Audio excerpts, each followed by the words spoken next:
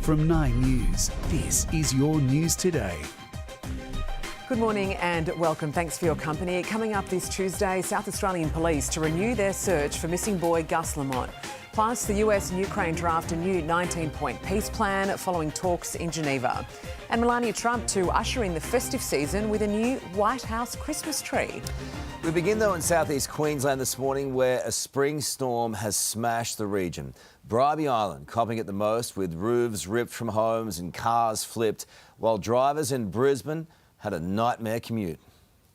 I just saw lightning right in front of me. Like, literally, like up ahead on the road. Let's go live to Today Queensland reporter Andrea Crothers on Bribie Island. Andrea, it left a path of destruction. Carl, it sure has. That destruction left clear because, as you can see, trees have been ripped down. They've been pulled from their roots. This is a landscape which has been shredded.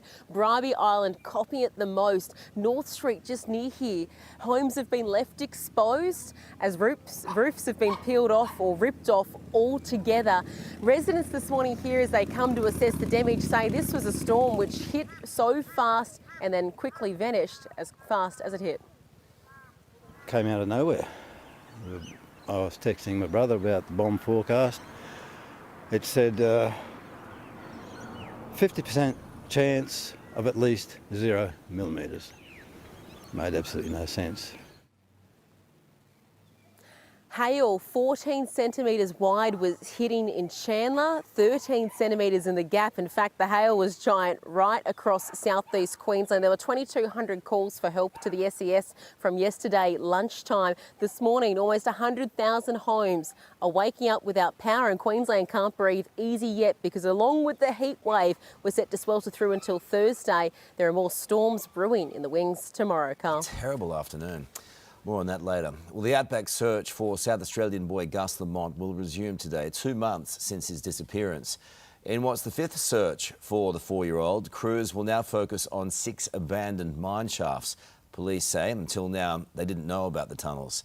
They're located up to 12 kilometres away from the family homestead, where Gus was last seen on September 27.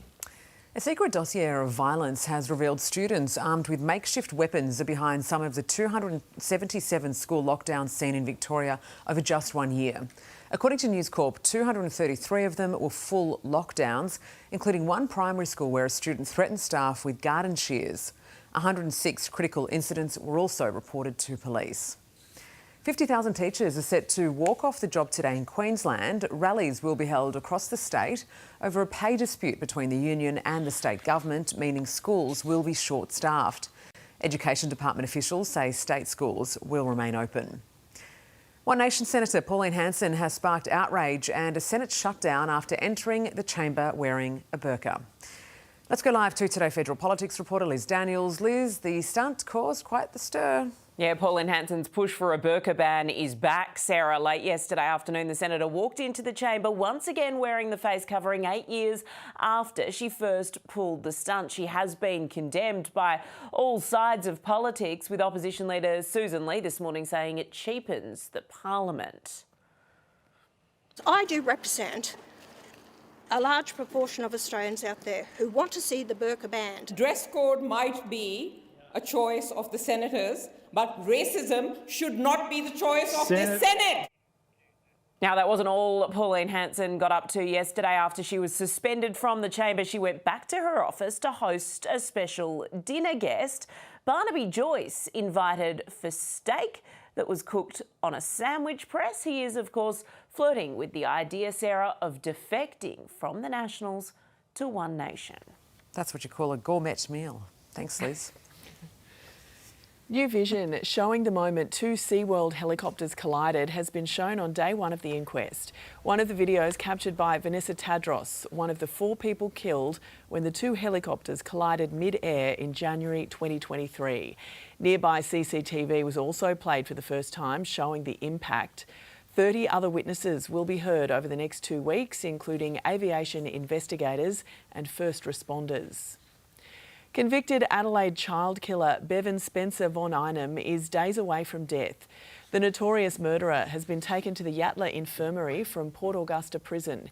He'd been there since 2007 after the murder of 15-year-old Adelaide teenager Richard Kelvin in 1983, the son of local television and radio personality Rob Kelvin. The boy was abducted and held captive for 5 weeks before his body was discovered in the Adelaide foothills. President Donald Trump is hinting at big progress on a peace deal for Ukraine after talks between the two nations concluded. Let's go live to Nine's Europe correspondent, Mimi Becker. Mimi, what's the next step?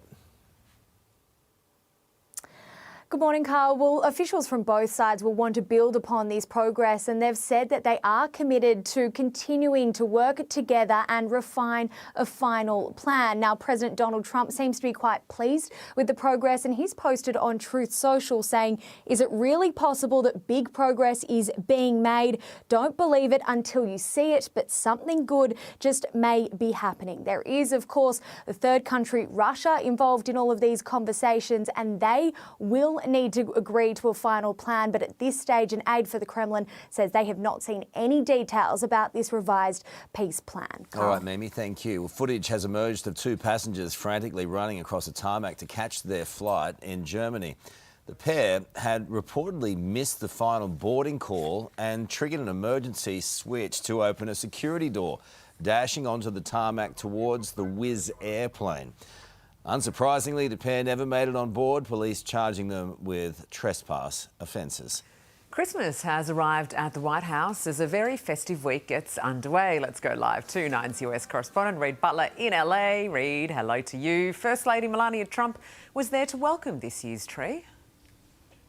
Sarah, Melania Trump wore a Christian Dior ivory coat. She had red leather gloves on as she circled that 7.5 metre tree and inspected it. There is no denying the First Lady has incredible style, but her design choices at the White House for Christmas decorations have copped a bit of heat in the past. This was 2018. These blood red trees, well, they were likened to something out of The Handmaid's Tale. And then there was this Saturday Night Live sketch a couple of weeks ago with the Property Brothers. Check it out.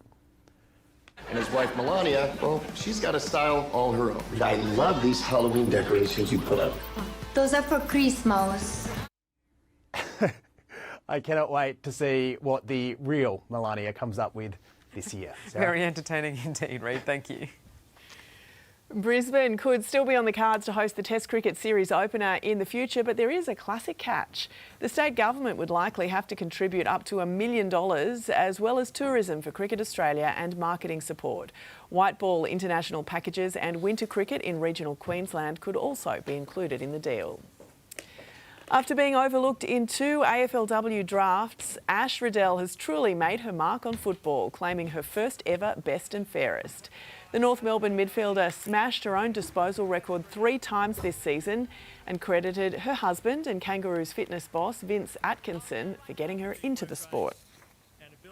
You're obviously like my greatest support, and you're probably the one that got me back into football. Sorry. That's a bit, yeah. You got me back into football, and gosh, you annoy me when you try and give me tips on how to play the game. When all you ever played was rugby and you're the worst football player. To cap off a stellar year, Riddell also claimed her 5th All-Australian blazer.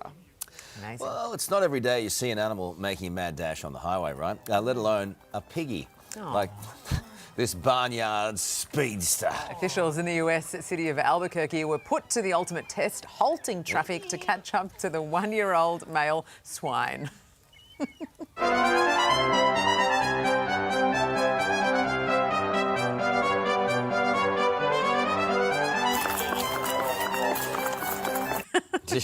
Look at those arms flailing around. The runaway pig was eventually taken to an animal shelter and newly named Boris. Oh.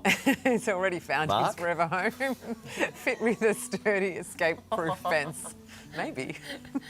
So cute. It's that time of year again, folks. Sure is. Let's take a quick look at the weather across the country. The chance of more storm action for Brizzy and the Gold Coast today, while Sydney is in for a partly cloudy day. A hot top of 31 is on the way for Canberra and 26 for Melbourne. Some showers for Hobart, Adelaide and Perth.